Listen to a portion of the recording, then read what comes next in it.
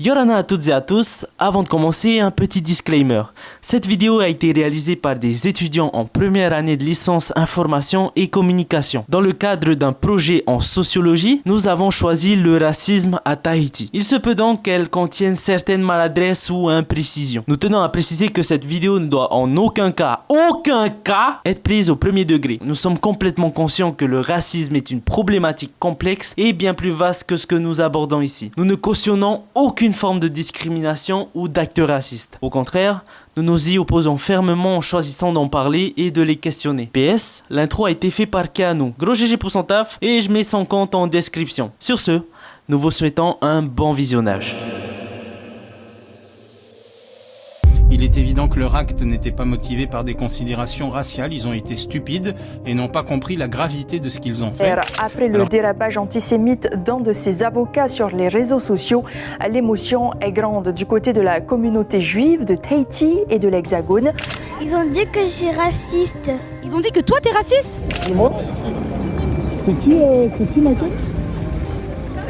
Protéger nos enfants contre l'invasion de cette religion qui vient pour nous tuer. En quelque sorte, c'est ça la charia. À Tahiti, des mots comme Popa, Frani, Tinito et Siki firent leur apparition afin de désigner les différentes races et origines en Polynésie. Mais sont-elles synonymes de discrimination raciale?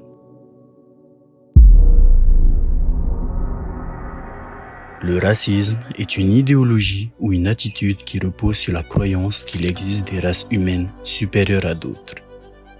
Il se manifeste par des préjugés, discriminations ou actes hostiles envers des personnes en raison de leur origine ethnique, couleur de peau ou nationalité. Les réseaux sociaux tels que TikTok, Twitter, Instagram et Facebook ont la particularité de poster et réagir à du contenu proposé sur leur plateforme.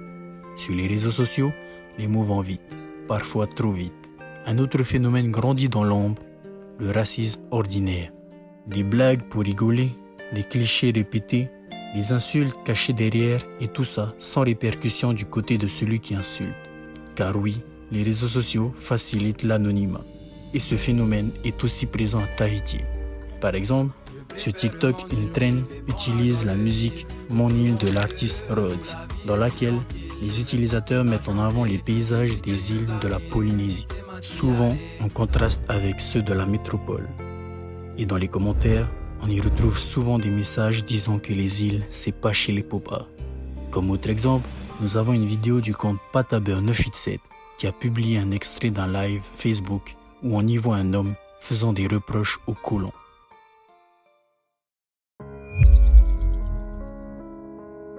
Au XVIIIe siècle, Tahiti était un royaume indépendant dirigé par la reine Pomare IV, avec des lois influencées par le christianisme amené par les missionnaires. Dans ce contexte, la Polynésie attire l'attention des puissances coloniales. La France, désireuse d'étendre son influence dans le Pacifique, multiplie les pressions. C'est donc la guerre franco-tahitienne. Malgré la résistance des chefs tahitiens, Tahiti devient une colonie française en 1880. Tout ça en signant le protectorat. Une socialisation coloniale s'impose. Les Tahitiens doivent adopter les normes et les valeurs de la France, les lois et la culture française. Ce colonialisme a profondément changé notre rapport à la loi et à notre culture. La propre culture des autochtones est marginalisée et l'usage du riz au Tahiti est peu à peu interdit, notamment à l'école. Par exemple, selon un recensement en 2012, seuls 11% des jeunes de 15 à 19 ans parlent une langue polynésienne comme langue principale en famille, ce qui montre un affaiblissement de la culture. Entre 1966 et 1972,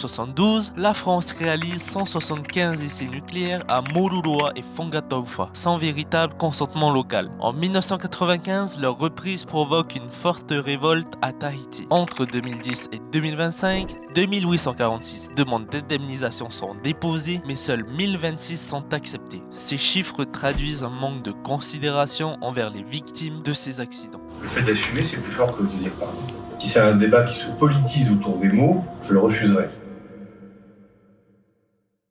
Aujourd'hui, la véritable question est la suivante. L'histoire est-elle la seule cause qui alimente le racisme dans notre société? Et comment ce racisme se manifeste-t-il? Pour mieux comprendre ces enjeux, nous avons interrogé plusieurs personnes, étudiants, adultes et personnes âgées. Tout d'abord, bien qu'il y ait des actes racistes entre différentes communautés, les asiatiques, les personnes de couleur noire, etc., le racisme se tourne principalement entre les Polynésiens et les personnes de couleur blanche, métissés ou métropolitains. Les actes racistes se révèlent sous trois principaux formes de discrimination. Les plus citées sont les insultes et les violences verbales, les moqueries et les exclusions. Cela est souvent lié aux préjugés et aux stéréotypes. Une personne a indiqué dans le questionnaire qu'en raison de sa peau blanche, on lui a attribué les surnoms de Popa et de Franny, la prenant à tort pour une Française, alors qu'elle est originaire des îles. On voit un décalage entre son identité personnelle et l'identité sociale qu'elle renvoie aux autres. Ce phénomène fonctionne aussi dans l'autre sens. On entend des propos tels que les petits haïtiens ne sont pas fut-fut, / malins. Par exemple, une Polynésienne dont la mère était hospitalisée n'a reçu aucune information de la part du personnel médical. Ce silence semble être le résultat d'un stigmate profondément ancré qui considère les Tahitiens comme moins intelligents et présume ainsi leur incapacité à comprendre les situations. En effet, ces comportements racistes sont principalement observés dans les établissements scolaires, les lieux publics et sur les réseaux sociaux. Ainsi, l'identité sociale est une grande partie déterminée par le regard d'autrui et non uniquement sur l'identité revendiquée, ce qui alimente les incompréhensions, injustices et marginalisation. L'histoire joue-t-elle un rôle majeur dans ce phénomène? Nous allons le savoir tout de suite. Dans la majorité des cas, les comportements racistes sont injustifiés.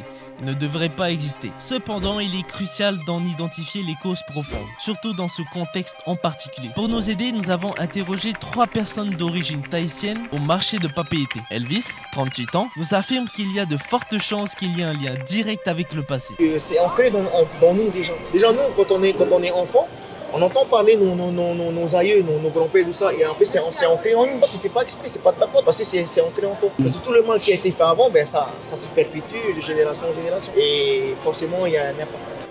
Cette explication peut être éclairée par le concept de mémoire collective, c'est-à-dire l'ensemble des souvenirs partagés par une communauté ou un peuple, qui permet de maintenir vivant un vécu commun. Les drames liés aux essais nucléaires ont renforcé le sentiment d'appartenance, creusant des divisions entre les différentes communautés. Transposés au contexte polynésien, les traumatismes liés aux essais nucléaires ainsi que les manifestations de 1995 ont profondément marqué cette mémoire collective. Celle-ci nourrit encore aujourd'hui certaines formes de méfiance, voire de rejet à l'égard des Français et plus largement des personnes de couleur blanche. De plus, il existe un profond sentiment d'injustice, c'est-à-dire un mal-être permanent ponctué par des plaintes répétées et un sentiment constant d'inégalité. Et cela est souligné par Elsa, artisane au marché de Papeete. Il faut quand même un effort de remédier à tout ça, tous ceux qui ont vécu, qu'ils indemnisent ces gens-là. C'est toute leur vie qui est partie en l'air. Ils ont attrapé des maladies, il y en a qui sont décédés. Comme il a dit Macron dernièrement, de dire que c'est de leur faute, d'admettre que c'est de leur faute. J'ai vu un reportage à la télé sur le nucléaire. C'était vraiment éprouvant de voir des gens qui sont malades là. Là où ils sont, c'est contaminé, les poissons et tout. Et on les indemnise pas. Bien que le passé soit crucial pour comprendre les tensions actuelles, il est essentiel de ne pas rester prisonnier des blessures anciennes afin de construire des relations fondées sur le respect et la tolérance aujourd'hui. Rohi, un des interviewés, insiste sur la nécessité de replacer les événements dans leur contexte historique. Il faut remettre en fait les choses dans leur contexte. Les essais nucléaires ont eu lieu à une époque et les Français de nos jours ne sont pas responsables